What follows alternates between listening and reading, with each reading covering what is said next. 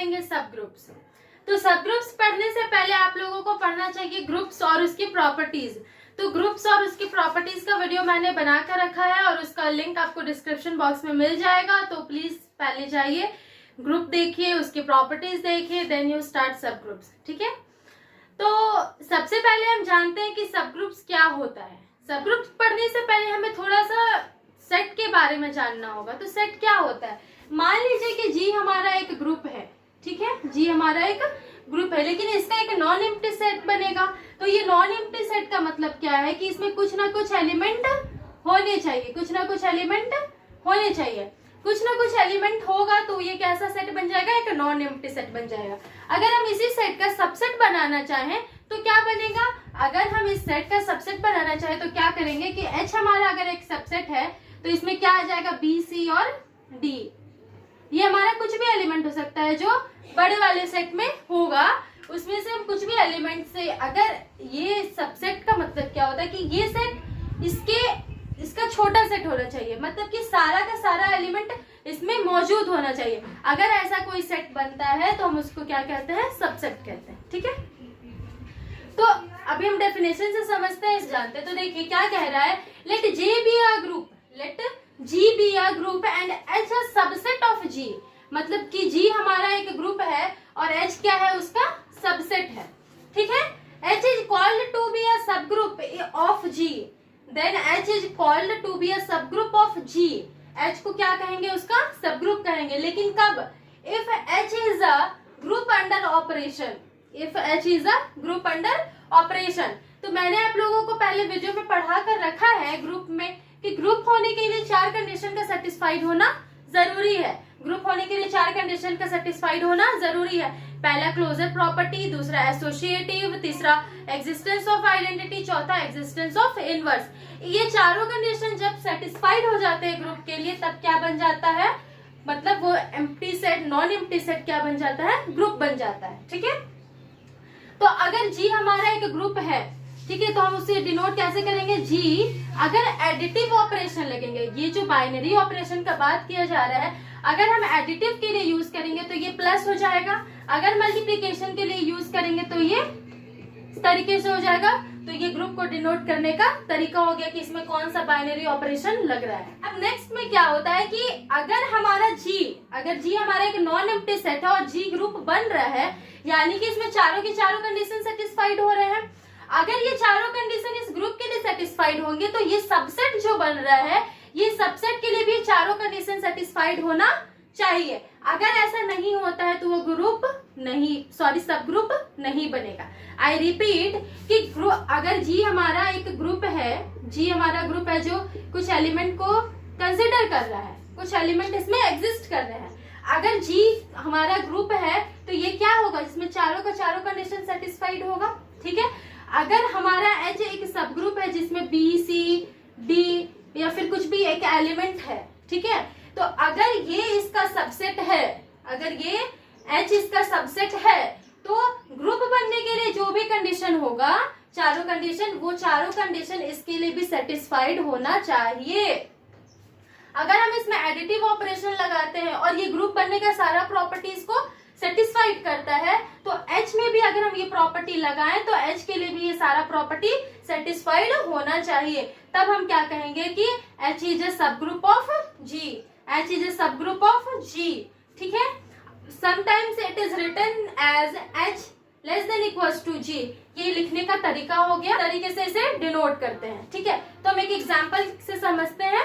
देखिए, the set of integers, the set of integers, the set of integers, ये हमारा पहला एग्जाम्पल है। The set of integers, integers में क्या होगा? -, -2, -1, 0, 1, 2। ठीक है, ये हम एक सेट ले लिए, सेट ऑफ इंटीजर्स का सेट ले लिया। अब इंटीजर्स में मतलब क्या होगा? नेगेटिव इंटीजर्स भी होता है और पॉजिटिव इंटीजर्स भी होता है। ठीक है, तो जब नेगेटिव और पॉजिटिव दोनों इंटीजर्स आएगा तो हम एक सेट ऑफ इंटीजर्स ले लिया। अब हम कहेंगे कि इसमें, और ये देखिए इसको हम अप टू n टर्म्स ले लेते हैं और इधर भी हम एक इसे अप टू n टर्म्स ले लेते हैं। ठीक है, तो क्या होगा जब हम कहेंगे कि set of even integers, the set of even integers, the the set of even integers. ठीक है, the set of even integers को इसमें से हम निकाल लेंगे। हमारा सेट क्या बन जाएगा, -4, -2, 2, 4, 6, 8 अप टू n टर्म्स। ठीक है, ये हमारा क्या बन गया, इवन इंटीजर्स बन गया।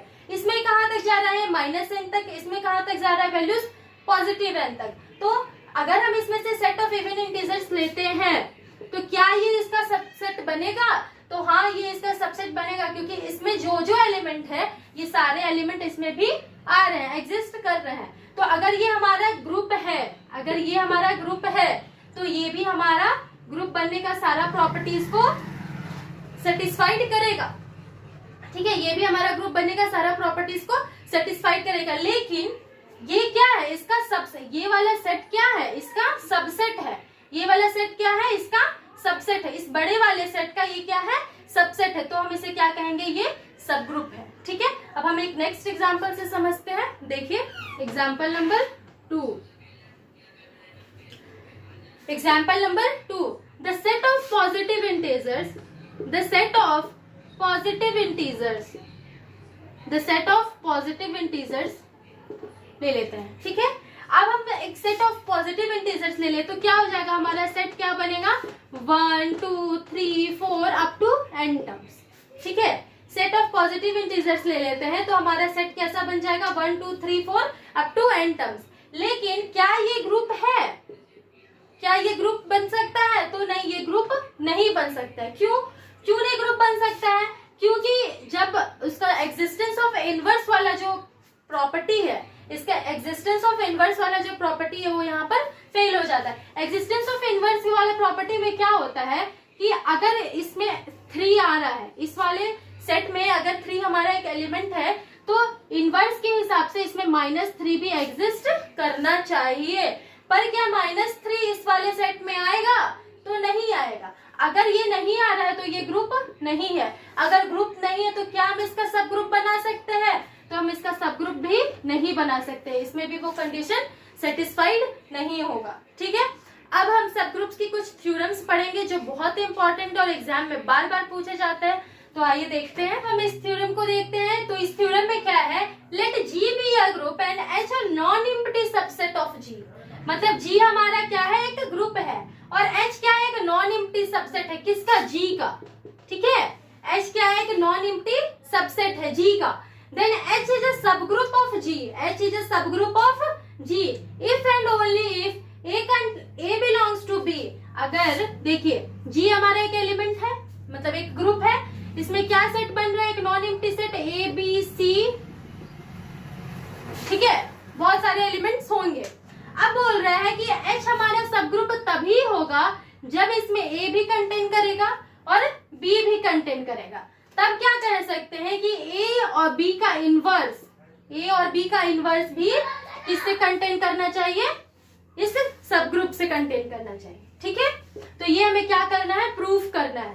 तो ये हमारा सफिशिएंट कंडीशन, इस थ्योरम के लिए सफिशिएंट कंडीशन क्या है कि G में जो भी एलिमेंट होगा, H में जो भी एलिमेंट होगा, वो सारा एलिमेंट किस में होना चाहिए, G में होना चाहिए। और A B का इनवर्स भी किससे बिलोंग करना चाहिए, H से बिलोंग करना चाहिए। ठीक है, तो सफिशिएंट कंडीशन में हम क्या लिख सकते हैं, सफिशिएंट कंडीशन में हम क्या लिखेंगे कि अगर A H से बिलोंग कर रहा है, B H से बिलोंग कर रहा है, तो A B का इनवर्स भी किससे बिलोंग करेगा, H से बिलोंग करेगा। ठीक है, अब नेक्स्ट लाइन में क्या लिख सकते हैं कि अगर A सब ग्रुप है, A सब ग्रुप से बिलोंग कर रहा है, तो ये जाहिर सी बात है कि A ग्रुप से भी बिलोंग कर रहा होगा, A ग्रुप से भी बिलोंग कर रहा होगा। तब हम क्या कह सकते हैं कि H is a subset of, H is a subset of G।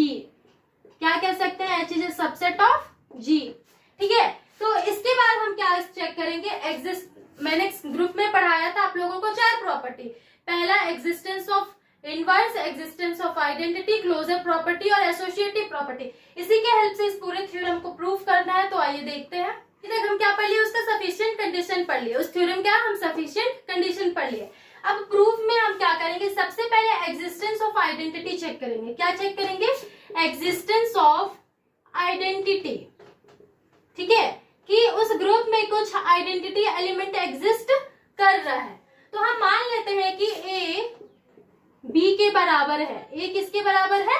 B के बराबर है। जब ऐसा होगा तो हम ए को ए इनवर्स से मल्टीप्लाई कर देते हैं, ए को ए से इनवर्स से मल्टीप्लाई कर देते हैं। अब क्योंकि ए और बी बराबर है तो हम यहाँ लिख सकते हैं कि A is the inverse of element A dash is the inverse of element A. हम ऐसा लिख सकते हैं, ठीक है, ऐसा लिख सकते हैं। और यहाँ पर एक बात कहा गया कि ए बिलोंग कर रहा है एच से, बी बिलोंग कर रहा है एच से, ठीक है। तो हम ऐसा लिख सकते हैं, अगर ऐसा होता है तो हम क्या लिख सकते हैं कि ए और ए इनवर्स भी किससे बिलोंग कर रहा होगा? एच से। ए और ए इनवर्स भी किससे बिलोंग कर रहा होगा? एच से, ठीक है। तो ए और ए इनवर्स मैंने ग्रुप में पढ़ाया था कि जब भी किसी एलिमेंट को उसके इनवर्स से मल्टीप्लाई किया जाता है तो हमें क्या मिलता है? आइडेंटिटी एलिमेंट मिलता है। क्या मिलता है? आइडेंटिटी एलिमेंट मिलता है। अगर आइडेंटिटी एलिमेंट मिल रहा है तो इसमें एग्जिस्टेंस ऑफ आइडेंटिटी है, तो पहला कंडीशन सेटिस्फाइड हो गया। अब नेक्स्ट प्रॉपर्टी क्या है? Existence of inverse. क्या है? एग्जिस्टेंस ऑफ इनवर्स, ठीक है। एग्जिस्टेंस ऑफ इनवर्स में क्या करेंगे हम लोग? देखिए, करेंगे एग्जिस्टेंस ऑफ इनवर्स। तो एग्जिस्टेंस ऑफ इनवर्स में हम क्या देख रहे हैं कि अगर हमारा ए एच से बिलोंग कर रहा है, ए हमारा एच से बिलोंग कर रहा है, और हम यहाँ देखें कि आइडेंटिटी एलिमेंट भी किससे बिलोंग कर रहा है? इस सब ग्रुप से बिलोंग कर रहा है, एच से बिलोंग कर रहा है।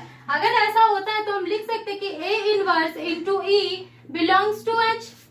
अब मैंने बताया कि किसी भी आइडेंटिटी एलिमेंट से किसी भी एलिमेंट को मल्टीप्लाई करने पर क्या मिलता है हमें? वो एलिमेंट मिल जाता है। तो ए इनवर्स भी किससे बिलोंग कर रहा है? एच से। ए एच से बिलोंग कर रहा है, मतलब ए इनवर्स किससे बिलोंग कर रहा है? एच से। तो हमारा दूसरा कंडीशन भी सेटिस्फाइड हो गया। तीसरा प्रॉपर्टी चेक करेंगे तो तीसरा प्रॉपर्टी क्या होता है? Closure property. क्या होता है? क्लोजर प्रॉपर्टी, ठीक है, क्लोजर प्रॉपर्टी है ना। क्लोजर प्रॉपर्टी में क्या होता है? या तो मल्टीप्लिकेटिव का वाला, क्लोजर प्रॉपर्टी में क्या होता है? या तो मल्टीप्लाई वाला ऑपरेशन लीजिए या फिर एडिटिव वाला ऑपरेशन लीजिए। तो हम यहाँ पे मल्टीप्लाई वाला ऑपरेशन लेंगे क्योंकि सारे जगह पे हम क्या यूज किए हैं? मल्टीप्लिकेशन वाला ऑपरेशन यूज किए हैं। सारे जगह पे बाइनरी ऑपरेशन क्या यूज किए हैं? मल्टीप्लिकेशन वाला। तो क्लोजर प्रॉपर्टी में भी हम कौन सा ऑपरेशन यूज करेंगे? मल्टीप्लिकेशन का, ठीक है। तो क्लोजर प्रॉपर्टी में अगर ए बिलोंग कर रहा है एच से और बी भी बिलोंग कर रहा है एच से, ठीक है। ए किससे बिलोंग कर रहा है? एच से। बी किससे बिलोंग कर रहा है? एच से। तो बी इनवर्स भी बिलोंग कर रहा होगा एच से। बी इनवर्स भी किससे बिलोंग कर रहा होगा? एच से। क्योंकि अभी हमने क्या प्रूव किया? एग्जिस्टेंस ऑफ इनवर्स प्रूव किया। ये ए के लिए था तो सेम बी के लिए भी होगा। तो बी की इनवर्स भी किससे बिलोंग कर रहा है?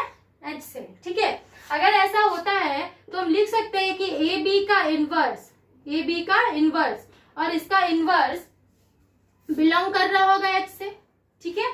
तो ये क्या हो जाएगा कि भी किसी एलिमेंट का इनवर्स और उसका इनवर्स क्या हो जाता है? वो एलिमेंट खुद हो जाता है। तो ए भी बिलोंग कर रहा है एच से, ये हमने प्रूव कर दिया, ठीक है। चौथा क्या होता है? Associative property. क्या होता है? Associative property. एसोसिएटिव प्रॉपर्टी में हम क्या देखेंगे? प्रॉपर्टी में क्या होता है कि अगर देखिए हमारा जी कोई भी ग्रुप का एलिमेंट है जिसमें कुछ भी एलिमेंट कंसिडर किया जा रहा है, ठीक है, तो ये खुद अपने आप में सबसेट होता है, ठीक है। एक सेट खुद अपने आप का सबसेट होता है। क्यों होता है? क्योंकि सबसेट बनने के लिए क्या चाहिए कि वो ग्रुप का तो बात नहीं करते हैं, लेकिन सबसेट बनने के लिए क्या चाहिए कि जो भी एलिमेंट होगा वो उसके नेक्स्ट वाले सेट में कुछ ना कुछ एलिमेंट उसका मिलना चाहिए, तब वो उसका सबसेट बन जाता है। तो जी हमारा अगर सेट है, जी हमारा अगर एक सेट है तो इसमें सारे के सारे एलिमेंट मिल रहे हैं। अगर सारे के सारे एलिमेंट मिल रहे हैं तो ये अपने आप में खुद सबसेट है। अगर सबसेट है तो ये एसोसिएटिव प्रॉपर्टी, अगर जी हमारा अगर बाइनरी ऑपरेशन यूज करके ये एसोसिएटिव होता है, then H is forms semigroup also, ठीक है। तो भी क्या ऐसा ग्रुप से फॉर्म करेगा, सेम ग्रुप फॉर्म करेगा, ठीक है। तो इस कंडीशन से एसोसिएटिव प्रॉपर्टी भी हमारा सेटिस्फाइड हो गया, ठीक है। तो हम यहाँ पर लिख सकते हैं अब कि A belongs to H, B belongs to H, then B inverse also belongs to H and A inverse also belongs to H। अगर ऐसा होता है तो हम यहाँ लिख सकते हैं कि A B का इनवर्स बिलोंग करेगा H से। अगर ये कंडीशन सेटिस्फाइड हो गया तो हम यहाँ लिख सकते हैं कि H is a group, H is a group, hence proved. हमें यही प्रूव करना था, ठीक है। तो अब मिलते हैं एक नेक्स्ट थ्योरम। तो अब हम देखते हैं एक नया थ्योरम जो बहुत इंपॉर्टेंट है, तो मेरे साथ बने रहिए। नेक्स्ट थ्योरम क्या है कि if H1 and H2 be two subgroups of group G, then H1 intersection H2 is also a subgroup of G। सबसे पहले कि सबग्रुप क्या होता है और ये इंटरसेक्शन क्या होता है। सबग्रुप तो मैंने बता दिया, लेकिन H1 और H2 का इंटरसेक्शन क्या होगा। देखिए, अगर G हमारा एक सेट है, नहीं हम यहाँ पे एक P सेट लेते हैं, ठीक है। P अगर हमारा एक सेट है तो हम क्या करेंगे कि 1 2 3 4 5 अप टू n टर्म्स इसमें आ रहा है, ठीक है। तो अगर हमारा Q भी एक सेट है, Q भी हमारा एक सेट है, तो ये Q में क्या आएगा 2 3 4 5 ये वाला एलिमेंट आ गया, किसमें Q में आ गया। तो इसका इंटरसेक्शन क्या बनेगा, P इंटरसेक्शन Q हम क्या लिखेंगे 2 3 4 5 एक्सेप्ट 1, ये पूरा number up to n terms except 1, क्योंकि 1 को छोड़ के सारा का सारा सेट किस में है, Q में है, ठीक है। 1 को छोड़कर एक्सेप्ट 1 सारा का सारा एलिमेंट किस में है, Q में है। तो P इंटरसेक्शन Q क्या होगा 2 3 4 5 अप टू n टर्म्स, ठीक है। तो H1 two intersection H2 is also a subgroup of G, मतलब कि H1 and H2 be two subgroups. ये क्या है हमारा दिया हुआ है, ये क्या है हमारा दिया हुआ है, ठीक है, गिवन है। H1 and H2 be two subgroups, ये क्या है हमारा दिया हुआ है। हम मान लेते हैं कि let X1 and X2 both belongs to H1 intersection H2। इसका मतलब कि इस वाले सेट में X1 भी बिलोंग कर रहा है और X2 भी एक एलिमेंट है। हम ऐसा मान लेते हैं कि X1 और X2 दो एलिमेंट है जो इस वाले सेट में बिलोंग कर रहा है, ठीक है। तो हम क्या लिख सकते हैं कि X1 and X2 belongs to H1 and X1 and X2 belongs to H2। हम ऐसा लिख X1 और X2 किससे बिलोंग कर रहा है, H1 से। X1 और X2 किससे बिलोंग कर रहा है, H2 से। तो नेक्स्ट स्टेप में हम क्या लिख सकते हैं कि X1 किससे बिलोंग कर रहा होगा, H1 से, and X1 also belongs to H2, ऐसा लिखा जा सकता है। अगर ऐसा होगा, अगर ये ग्रुप बनने का कंडीशन को सेटिस्फाइड कर रहा है, सब ग्रुप से बिलोंग कर रहा है, तो इसका इनवर्स भी एग्जिस्ट कर रहा होगा, इसका इनवर्स भी एग्जिस्ट कर रहा होगा। किसमें, H1 में भी कर रहा होगा और H2 में भी कर रहा होगा। अगर इनवर्स किसी भी ग्रुप से बिलोंग करता है या एग्जिस्ट कर सकता है, तो हम क्या लिख सकते हैं कि X1 का inverse also belongs to H1 intersection H2, ठीक है। तो हम यहाँ पे हमारा ये प्रूव हो गया कि H1 and H2 is also a subgroup of G। तो क्या है, एक सबग्रुप है किसका, G का। अब मैंने इसके पहले आपको पढ़ाया था कि A बिलोंग कर रहा था H से, B बिलोंग कर रहा था H से, then AB also belongs to H and AB inverse also belongs to H।